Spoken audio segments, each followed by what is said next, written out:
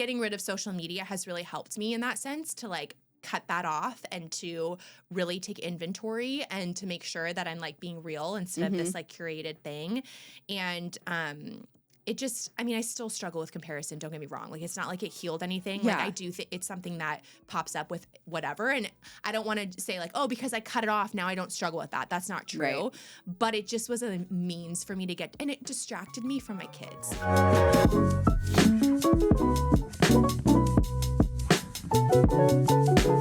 Hi, friends. Welcome to the podcast. You might notice that Michael's not here and he's replaced by a girl. Hello. I'm so excited about this episode because we're going to be having a girl chat on marriage and how women have a different perspective and different experience within marriage. So this episode's going to be really good, that like to send it to your spouse, to send it to your girlfriends, send it to everyone, because I think that it's like women have like a different, we always say that it's like we're kind of like difficult and challenging to like figure out. I can tell you that Chloe and I have been friends for a long time and we're probably pretty complicated. Our husbands would probably say the same. Wouldn't you agree? So Chloe, why don't you tell us a little bit about you and JJ and how long you guys have been married, how many kids you have, all that good stuff. Yeah. So, hi, I'm Chloe. I've been married to my husband, JJ, for 11 years tomorrow. So tomorrow's our anniversary, which is crazy. Did I not? Oh, wait, no, I did know this. Yes, we did. Okay. Yeah. So, tomorrow will be 11 years. We've been together for almost 16 years. So we're approaching that time where like we've been together longer than we've been apart, like a majority of our life, which is wild. We met in high school, so very similar to you guys, but we met on like the later end of high school. And we now have 3 kids, so 3 boys. We have a 6-year-old, a 2.5-year-old, and an 8-month-old. So life is crazy, but it's super fun. Yes. So yeah, super excited to be here. What I love about us is that we have a significant age gap, but it doesn't feel like when we hang out, it doesn't feel like we have an age gap, because I feel like you're an old soul. And then it's like, I feel like I'm like always 12. So it's like, I just feel like ever since the day that we met, it's like we've just had like this instant connection, instant synergy. And I've just so appreciated like you in my life. It'll make me teary. You've just been there for every season of my life. You've seen me at the worst. You've seen me at the best. And I just so value you. And I value your wisdom. I value your perspective. I value how much you love the Lord and how much like he's such an integral part of your life. So thank you so much for just being you. I can't imagine life without you. Like we've traveled together. We've played games together. We used to play games every single Sunday after church. Oh my gosh. It The was best. The best. So amazing. The best. Our kids like really do consider you guys like such an integral part of their growing up. And yeah. It's been wild because even doing this podcast, it's very full circle, because even though there is an age gap, it doesn't feel like it. But JJ and I have learned so much from you and Michael, like so much. So it's been really weird actually to have kids now and be like, wait, this was you guys like not so long ago. It feels like, a couple months ago. But right. It's been a long time, but it's been cool to learn from you guys, and very trippy to be in this new season that we were friends with you guys in like when your kids were young. Right? Okay, so remind me, how long had you and JJ been married that day that we met at church? I think maybe 9 months. Like it was so early. So that's wwhy this conversation is going to be so weird, because it's like going back in time, like you knew us back then. And so it's like even having to rack my brain, it's going to be really weird. Like, because I think it's been how long? 10 years since. Yeah. So this is very wild. I can't believe that we've been friends for 10 years. Yeah. So super interesting perspective, because you really have been there since the beginning of our marriage. Yeah. And seen us grow significantly. Like this Chloe is not the same as the Chloe you met. Likewise. Yeah. This Heather is praise the Lord, very different. We need to run like throwback photos and be like, we should. Okay, we're gonna do that on our Instagram for sure. Okay, so let's jump in because I really want to talk about like the differences between like men and women within marriage because I feel like we just have such a different perspective. I feel like we carry so much weight and there's so many things that it's like are going on in our brains. And especially with kids, it's like we're carrying schedules, we're doing the laundry, we're doing chores, like we're getting dinner, groceries, like all of those types of things.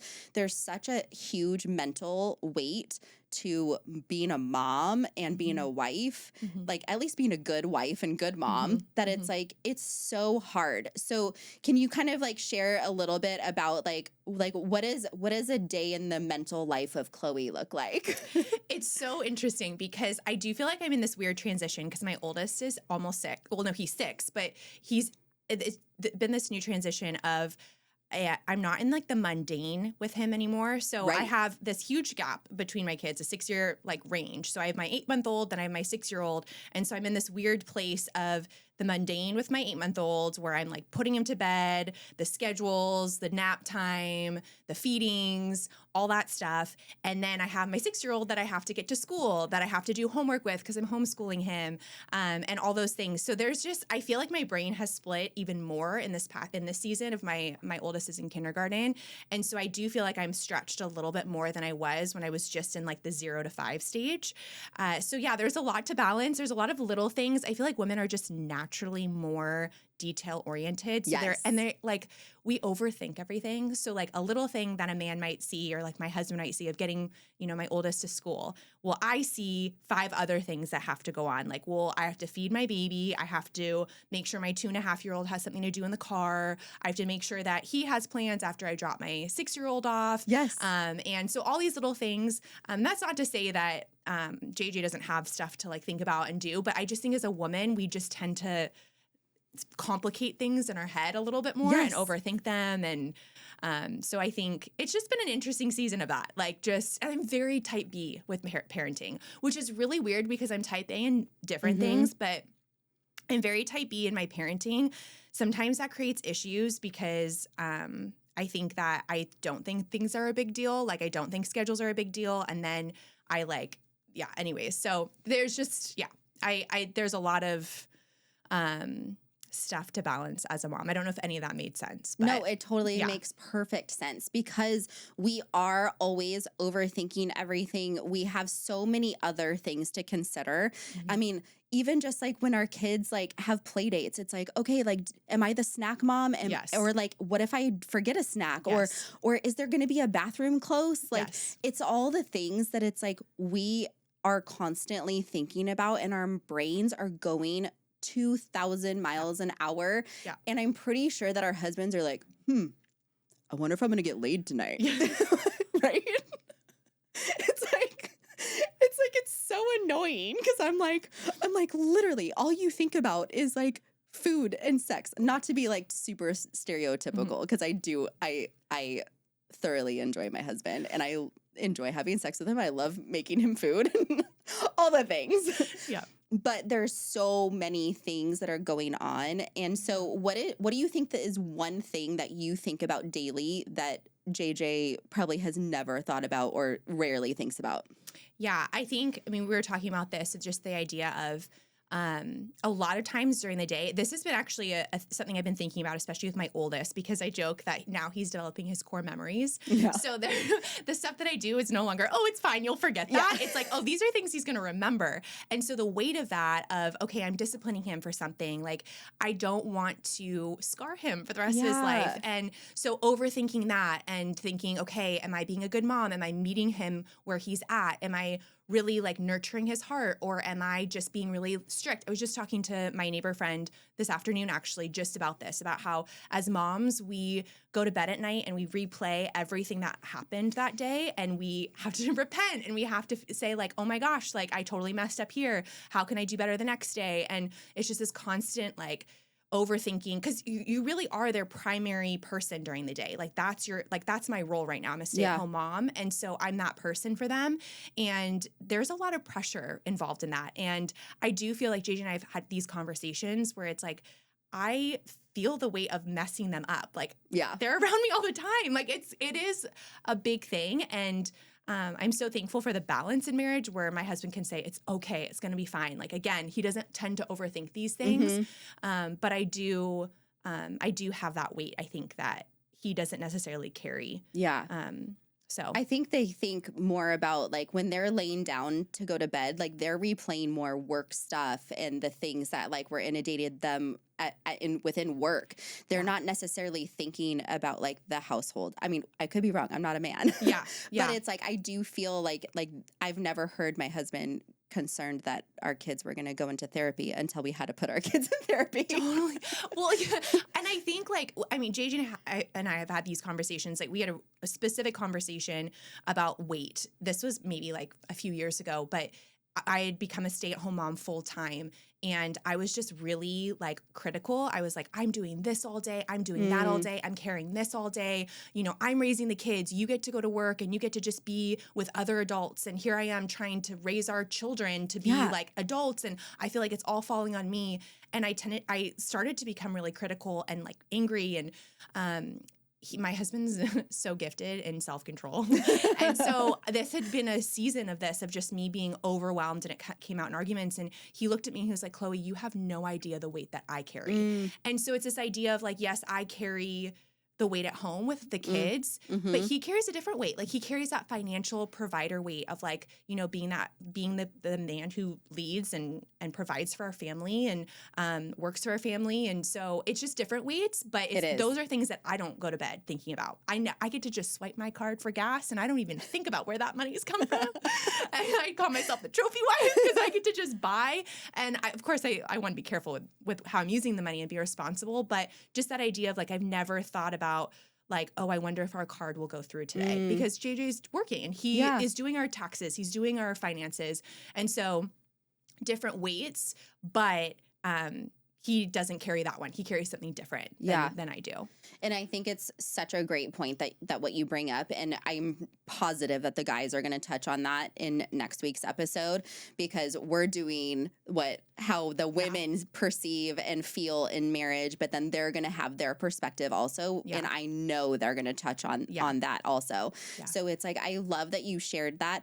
And I think you also have an interesting perspective because when your oldest was first born, you were a working mom for a short time. Can you talk about like kind of like the struggles and like that tension of balancing working and being a mom of a newborn? Yeah.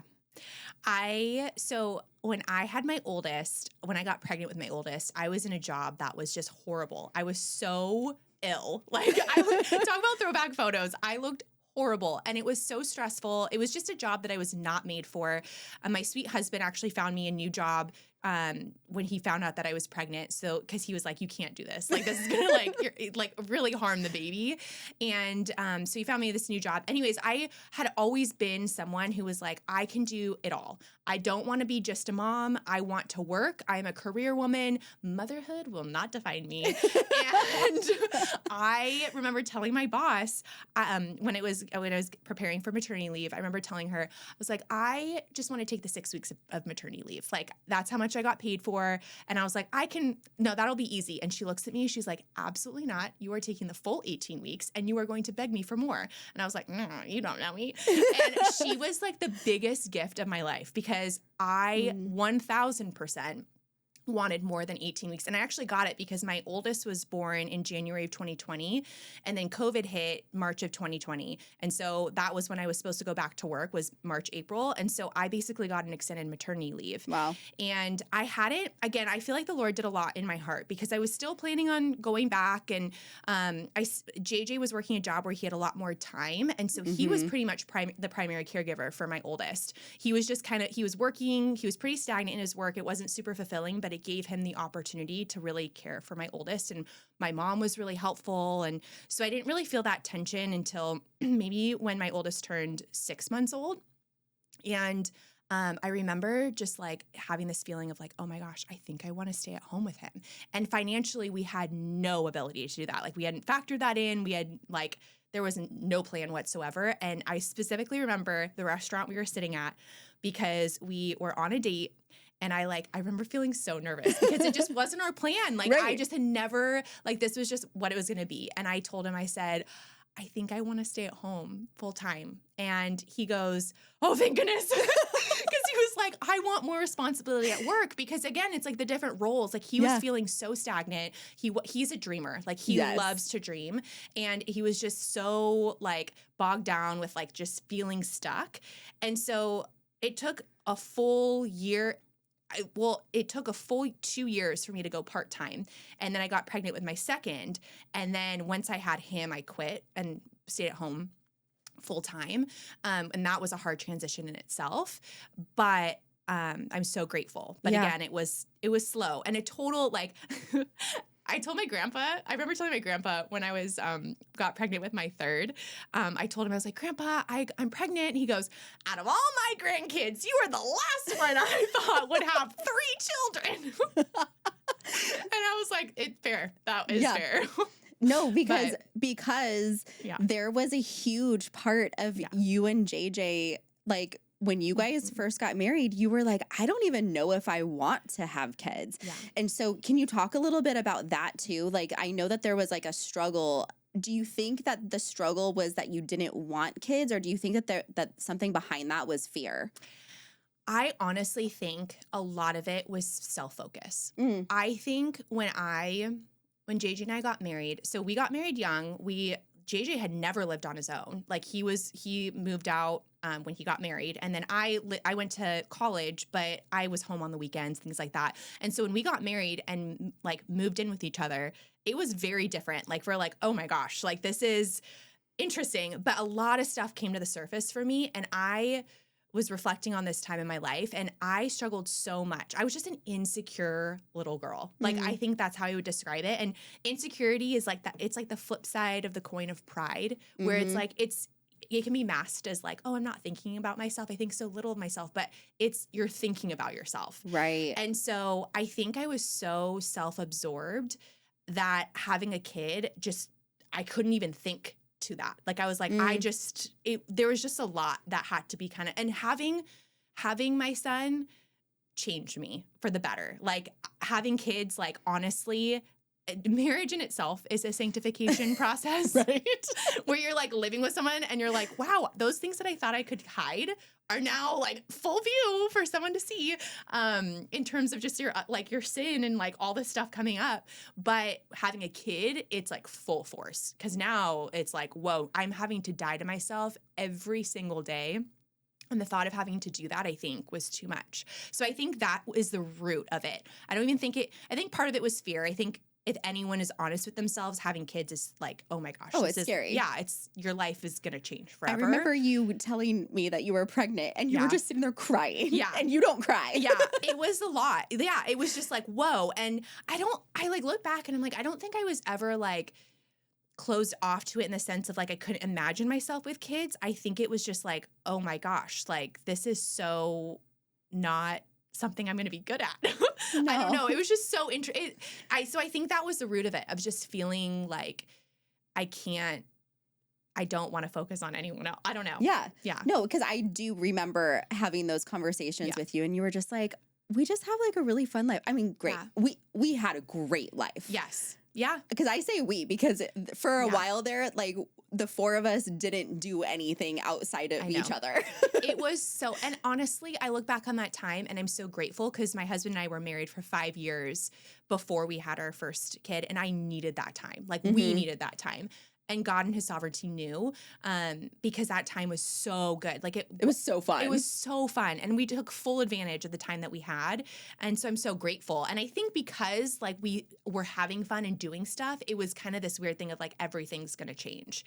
And so I think, but I was also in this weird season of like such like a terrible job, like that was killing me, like slowly killing me, that it was just this weird tumultuous time in general. And so I think that it helped lift me out of that. But finding out I was pregnant was just almost so overwhelming that I was like, I can't. I'm like so unhealthy. I'm so like, this is not good. But yeah. And it ended up being so amazing. Yeah. And you've you've really owned your role as a mom. Mm. Like I've watched you just kind of like really step into a place that is uncomfortable for you and Mhm. just own it with everything that you are. And I've Mhm. loved watching you be a mom. It's like such an honor for me to like see you in all the different phases of your life. I just love it. Oh, you're the best. So what surprised you most about like your heart in the season of motherhood that you're in? I think, honestly, two things come to mind. The first is underestimating how much I would have to die in motherhood. Yeah. I think you think about it. Motherhood is one of those things where you don't know until you know. Like everything I've experienced, like I can look, it's before kids, I'd be that person who's like, I'm never going to do that. And then I have kids and I'm like, now I see why people do that. You're like, I'm so going to do that. Yeah, like, great idea. I can't believe I judged anyone for that. And so I think I knew that it would be a pour out, but I didn't realize how much I would have to like lay down myself for my children. And it's not even just energy. It's a lot of pride. Like just the idea of even as my kids get older, it's like I'm having to lay down the pride of like I'm teaching them how to obey or I'm teaching them how to respect others. Right. And I'm like, we need to be like, and talking about respect. And then I go and I turn to JJ, I'm like, why didn't you do this? You know? Oh my gosh, I am such a hypocrite. And so I think realizing how much, and again, marriage and motherhood are gifts. Like I look at it and I'm like, it sounds like when I say die to myself, like it sounds so negative, but it's been such a gift because it's been the only method. It's a tool of like getting stuff that was deep in me and getting that to rise to the surface so it can get scraped away. Yeah. Like that has been a gift, but it's been really messy in certain areas. And so I think to answer your question, I think the depths of like sin in my heart or like ugliness in my heart has been really surprising because I think I thought of myself as like kind of a little bit more put together than I am. And motherhood is definitely not highlighted that at all. And so I think that has been a huge shock for me. Yeah. I mean, you've watched us like parent our kids in a bunch of different seasons and you've watched us walk through some really hard times. Yeah. And it's like, I'm sure that we probably scared you from Not even, you know, JJ and I talk about this all the time. And this is like such a good thing to learn from the Browns because watching you guys, one of the biggest things that we've taken away from you is, and you've talked about in your podcast before, but the idea of marriage as friendship and marriage as like this, the marriage aspect is the most important. Your kids come second. And that's very countercultural in a sense because it sounds wrong, but it's actually been the thing that's been our saving grace in a sense because JJ and I so like enjoy that time together, like, or like we have that stronger relationship in the sense, I mean, we have our issues, but like, I don't want to make it seem like we're so great, but that foundation has been so amazing in this season. And so we've really gleaned that from you guys. And and you guys have fun in parenting. Like you guys, like, honestly, like when we used to hang, we would hang with their kids and it was so much fun. And that's another thing we took away of like, you can have fun in this. Like you can do things with your kids. You like, and I grew up in a home where my parents were amazing and they took us everywhere. And so I had that really great example as well. But you guys just like were so great about it. And so I feel like it didn't scare us at all. It was awesome. Well, thank you. It's amazing. I appreciate that. And your kids are amazing. Our kids are amazing. They're the and best. and honestly, there is something so true to that friendship aspect because I just feel like so many people walk into marriage and they think it's like it's all about what the marriage is going to give me and serve me. Yeah. But it's like, what can I give to this relationship to make it solid, to like if I can give my husband anything and he can walk away and feel more empowered and more of a man and like, I don't know, just feel like on top of the world. It's like, that's like my duty. That's like my role as a wife and as a mother to like encourage and like I don't know, make my people the best version of themselves that they can ever be. Like I just want to do that. And that's where it's this, I put into it so that I get.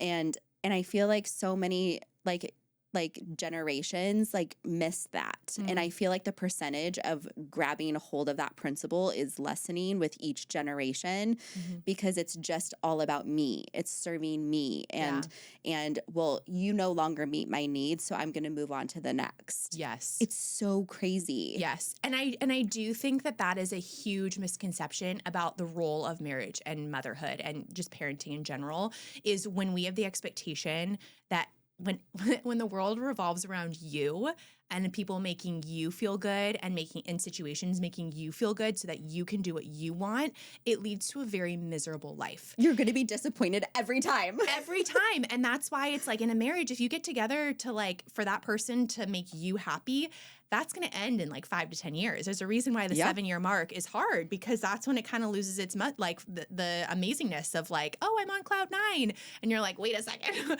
you know? And so I do think that is the biggest, I mean, our culture is just very self-focused. That's the reality. The reality is that, and I don't want to get Christianese on here, but it's the truth. It's the idea of like, without the Lord, we are selfish. And what the Lord tries to prune in us is to get rid of that fleshly urge or that self idolatry in our, like putting ourselves first. And there's a reason, like God is a God of order. And so when we put ourselves first, our life is going to feel very chaotic and like not fulfilling. And so motherhood and marriage force you to kind of put self lower and lower, especially motherhood, but marriage for sure. It's like marriage is that first step. Yeah. But wouldn't you agree that it's like the less selfish that I get within my marriage, the more fulfilled I am? Yes. Yes. It's God's world. It's like it doesn't make sense, but it works. Yes. And it's like we're just missing it in today's culture. Yes. It's like give out and you will get. Like I want to be the best version of myself to everyone in my circle of influence so that they are blessed, so that I get to witness and like have relationship like with you guys and watch you guys become amazing parents and watch you instill into the next generation power and authority and God-fearing kids that are raised up in a solid home, that it's like, you know, love the Lord, and that it's like are going to be solid contributors to society, because my grandkids are going to need to like marry like someone like your kids. Lord willing. Actually, wait, that would be like a really big age gap. That'd be a really big. Somehow we're going to get someone to marry somewhere in our lineage. Yes. And Lord willing, my boys will be worthy. Yes, they will. Okay, so it wouldn't be the podcast and having you on here if we didn't talk about your phone.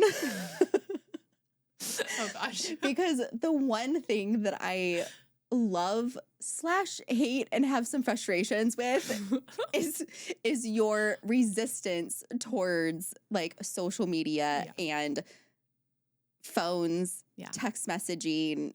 So you have like basically like a grandma phone that you can call people. I think that you just got a phone that can take pictures. Oh yeah. But you weren't even able to take photos. It can now voice memo too. Oh yeah. We're moving up to the world. High tech around here. Okay. So it's like, it was always so frustrating because it's like either Mike or I would send you like a picture of us like at Disneyland or like a funny GIF. Yeah. And you would have to wait until JJ would get home from work and you'd be like, give me your phone, because you would want to see the photo. Yes. So we stopped sending photos and anything, and we would just like, or if we did send a photo, we would explain what the photo was. And I love that. Yes. Because then you could at least imagine it. Totally. I was having so much FOMO if that didn't happen. So like the comparison trap in marriage is real, especially when we are so inundated with social media. And so like what's the reasoning behind the phone? Like you're not on any social media, but you used to be pretty active on social media. So Yeah, I had a period of time where I was active. I think 2020 to about like 2023. So a 3-year period. I say that I went through all my seasons of social media during that time, like my middle school season, my high school season, because I didn't have it beforehand. So I like got it and I was like, what is this amazingness? And then I went a little ham. And unfortunately, what do they say? The internet's forever. Oh gosh. But yeah, so I had it during that season and one of my biggest struggles in life is comparison. Like I struggle so deeply with it. It is just, I don't know if it's like a thorn in my side or my Achilles heel or what. I think women just naturally struggle with it. But mine was rough. And I think social media just fed the beast where I had this thing and I struggle with comparison. I'm also the nosiest person ever, like to the creepiest standard. Like I want to know everything about people and I love like looking. And so social media, I get to just like creep on people. Yeah. People that I like went to, it was so, I'm like, if people knew what, like, I'm like, this is creepy. And so it's because you watch all those like crime documentaries. And I'm trying not to watch them anymore because that's another thing that's a problem. So many problems.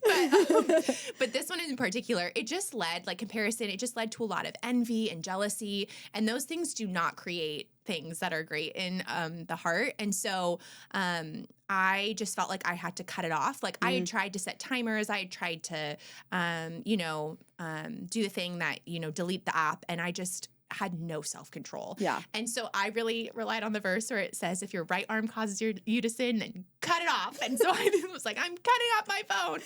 And so I got this phone that doesn't have any of that. And it was really hard at first, but it's been such a gift because, especially in motherhood, I feel like the motherhood Instagram culture, the TikTok culture, it is so intense. And what I've really learned in motherhood and in marriage, well, I'll start with motherhood first, is that like your kids are different. Like you are not raising a cookie cutter child. Yeah. And a lot of this stuff, you only see that, like you see things that are working for one kid, but if you start implementing what that person is implementing, you're forgetting that you're reaching someone's heart. And so I was like, I can easily fall into like, so-and-so's doing this and this and this, and their kid is this, so I need to do this too. And then I'm trying to create this perfect child when I'm not even perfect. And so what am I trying to do here? And I'm missing the heart of who my children are. And then I'm missing also like cues of what they need because I'm so focused on other people's kids and other people's families that I'm like not seeing what's in front of me. And other people's outcomes. Yeah. If I do this, it should equal that. Yes. But it doesn't with our own kids. Yes. And it's like there's a lot of like weird pride involved too, where like one thing that I felt with my oldest that I was really convicted of is I want him to behave a certain way because I want credit. Like I want to be perceived a certain way. And that leads into like even the whole marriage thing because early in JJ and I's marriage, early in our relationship actually, even before we got married, I went to a Christian university and JJ and I broke up for a season because I was so critical of him. Because I was comparing him, it's really unfortunate, it's really sad, but I was comparing him to the other guys there who were like more spiritual or like perceived to be more spiritual. And, both JJ and I were really new in our faith and it was horrible. But that was already there. Yeah. And I just think like I really cared about what people thought of me. And that's another like Achilles heel that I have that I get obsessive over like the image and social media is a tool for me to really like, and it's like, you can really create an image of like, anything you want.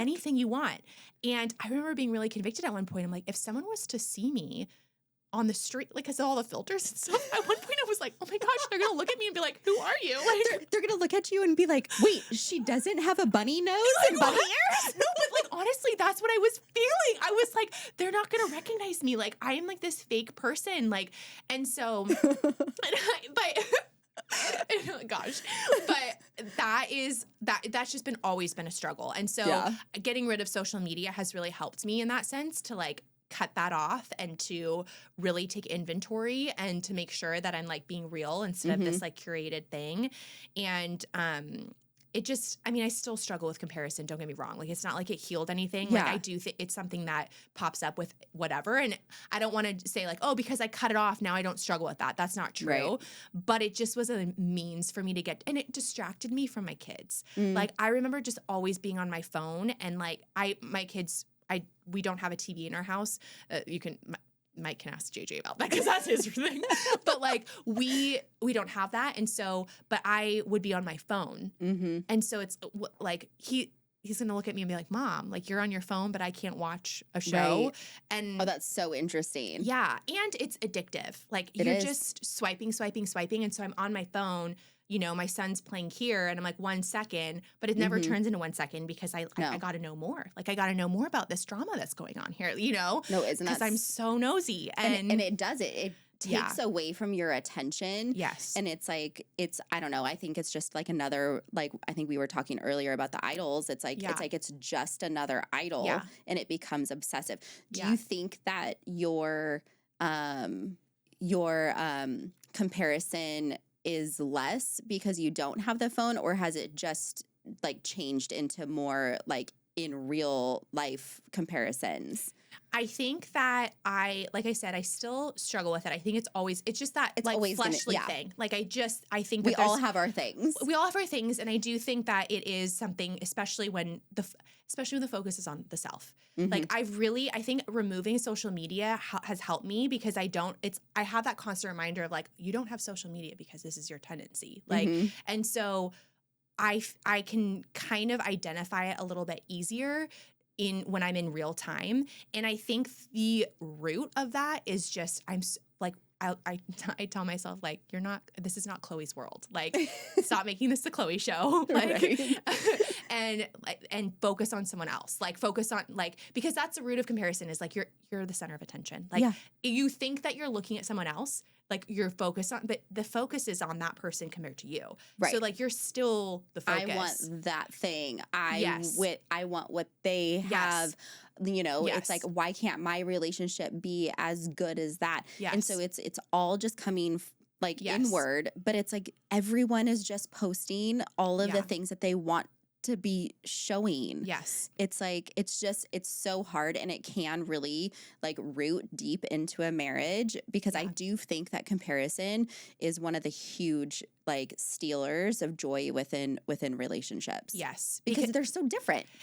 yes. We're different humans. Yes. And it's like that idea of like trying to attain some sort of perfection. I mean, you have it. Social media is just one. Like, I don't want to demonize social media as this thing that like everyone should get off of. I don't think that at all. I think that like you can be on it and there's great tools. For you, it was the right thing Yes. for you. Yeah. But you can do that with movies and Yeah. books and like all these things that portray this perfect cookie cutter marriage. And if you're struggling, it's like it's that you're ripe for the picking, because that you'll be like, well, why isn't my husband doing that? Why isn't my husband doing this? Yeah. And it's almost like harder in media senses because you don't even get it's not even fluid. You're just seeing this storyline unfold and you're like, well, that was beautiful. That's not my life. Especially in the thick of motherhood, when life is mundane and when you Yes. feel like things are not, like, one of the biggest struggles for me is I feel purposeless sometimes. And that's like something that creeps in, and that's not true because like I know that I'm raising children. Like that is not purposeless. That is, but my like flesh likes to think that that's not, because I want to be doing what so-and-so's doing, or like have the capacity that other person has. Right. And why does my life look so boring when everyone's traveling to Europe, or, I'm just So- staying home with the kids. Yeah. Don't mind me. Totally. And Yeah. it's multifaceted. Like, honestly, social media is one of those tools where it can hit you wherever that insecurity or wherever that self-focus is. It kind of like, you're feeling insecure in your looks one day and you jump on, you're like, why does she have perfect hair? Like, why can't my hair look like that? Why can't my makeup look like that? It like pokes at whatever you're feeling that day. And so I just had to be. And let's be real. I loved the book that you gave me, or you didn't give me anything, but you told me about. It was the Screw Tape Letters for Women. My Dear Hemlock. My Dear Hemlock.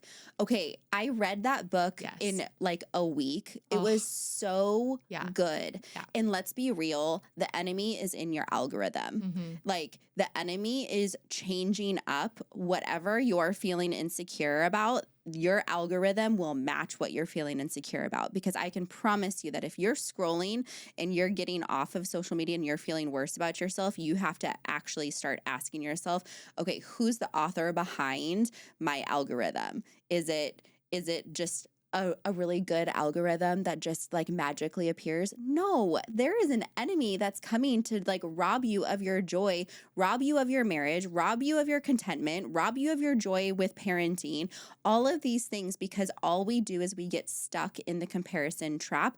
And same with like, you know, those like naughty books that are, it's like are having like their little field day. It's like if you're a busy mom of young kids, you're not able to have like this amazing, huge, luxurious sex life that's just filled with like passion and excitement all the time. Like, hopefully you get those every once in a while, but it's not like that every time that these novels are like pouring into you. It's like we have to start recognizing that it's like we are living in a world that is inundated with an enemy that wants to rob, kill, and destroy. And I mean, that's just the reality of it. Yeah. I've also learned that myself, like me, I'm the one of the biggest enemies. Like my flesh. Yeah. Like my flesh is weak. Like it said, like, again, I like bringing in a truth, just a truth in the Bible of the fact that like, if you're not building your spirit, you're building your flesh. And it is way easier in this world to build your flesh with all the things we're inundated with. And social media is designed the algorithm is designed to like prey upon those wires in your, and to keep you in it, to keep you addicted. And so if I'm in my flesh of, you know, being really insecure about my marriage or really insecure about just the way I look, someone could be posting a recipe, but all I'm looking at is their face and how beautiful they look. And how come I can't look like that? Because that is what I'm focused on. Yeah. And so it's almost like this like two-edged thing of what I've really realized in deleting social media is that, yes, social media is designed to keep me there, but I have a role to play in it too. And there's things that I've had to really lay down and like really wrestle with and repent of, because they're like deep, again, motherhood, that sanctification process, like that, like things have risen to the surface that I've had to really work at and continue to have to work at. And yes, social media, I'm removing that like tool that it gets to me at, but again, it can still surface in other ways if I'm not aware and like actively repenting. And I would say too, I don't know if this is like statistically proven or not, but it's like, I would just say that most people on social media are women. And I would say that the algorithms really cater to, you know, women and that comparison also. Totally. To where it's like, we also have to be aware of the fact that it's like the majority of like people that are on social media are women. Yeah. And so it's like recognizing that this is a huge perspective and a huge thing that is happening within women in marriage. Yeah. And it's like, we just have to be cautious. We're not saying get off of social media. We're not saying go get the grandma phone. Yeah, it's very inconvenient. But, you know, just these are the things to be aware of, you know, it's like, these are just the conversations that you should be having with your friends and having, you know, just like sharing the struggles, sharing the benefits. You know, I've found some benefits to having it, but it's like, it's not all the time. So, you know, just you have to be so open to the Lord and asking what is the best for me? What is the best for my marriage? Where am I growing and where am I being hindered from? Yeah. Okay.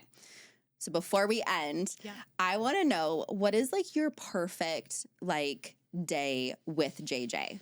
Like no kids, just you and him, perfect day. Yeah. Oh, this is easy because we talk about this. So we love coffee shops. Okay. That is our thing. And we love drives. And so we would probably go down. I'm curious if JJ's answer would be the same. But we would probably, my husband loves the gym. So we would probably go to the gym. Okay. And then we would probably drive down to like the Point Loma Shelter Island area, hang out down there. There's like a coffee shop down there that we like, or my my husband always says it's okay. It's just coffee number 1 for the day. So Oh, I love this. Yeah. So Okay. maybe like 2 coffees at different coffee shops, and then just like walking around Shelter Island or Point Loma or downtown. And one of my caveats is we sit at a coffee shop and we have our coffee in a mug because you can't do that. I with love kids. this. Yes. Yeah. Okay. Or even like order food. Like that is like breakfast food. I love breakfast food. I never get to sit and just like enjoy breakfast at a restaurant. Not in this season. I will again, but not this season. And so maybe like just something really chill where we can just sit and like be together and And you're not really doing anything. not really doing anything. Oh. Yeah. Okay, this sounds great. Maybe Disneyland. We do love Disneyland. Yeah. We were talking the other day about how, like, wow, what if we just went to Disneyland, you and I? Like, that would be so different. We go with our kids. So it's just a different feel. But we haven't been to, like, just him and I together since for years. But yeah, I would say that maybe too. That needs to happen. Yeah. But I'm down for the coffee shop thing. The coffee shop is like my hyper fixation right now because it's like all I want is coffee in a mug. I can just sit and people watch and not like have to like care, like, make sure someone's sitting or, not picking their nose and eating their boogers. Totally. Or like being a disruption or like teaching them how to like sit, which is all great. It's all good. But I think just for like a morning would love that. Okay. What is the one thing that you appreciate most about JJ? Oh my gosh. My husband is literally amazing. There are a lot of things. But I think the biggest thing that I've learned from him, and God has totally used him to build me because he's so different than I am. But the amount of self-control that man has and the way he is able to think before he speaks, he does not react. He is calm as a cucumber. It's cute, not calm, it's cool as a cucumber. He's as cool as a cucumber. I was like, yeah, calm as a cucumber. I was like, that is it. Yes. But no, it's not. You're right. It means calm, but whatever. English lesson.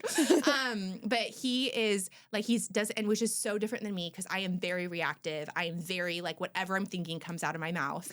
And he does not speak unless it's something, not that he just sits around being silent, but like if it's a conflict, when he opens his mouth, you know that he's like meaning what he says. Our podcast is going to be very different than theirs. Yes.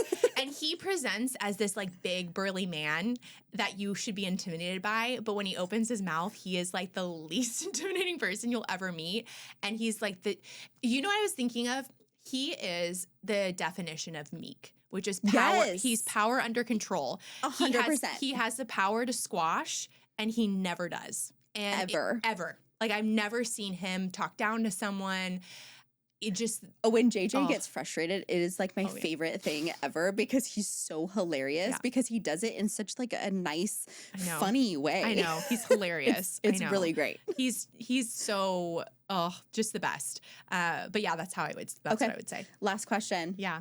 If your marriage was a theme song, what would it be?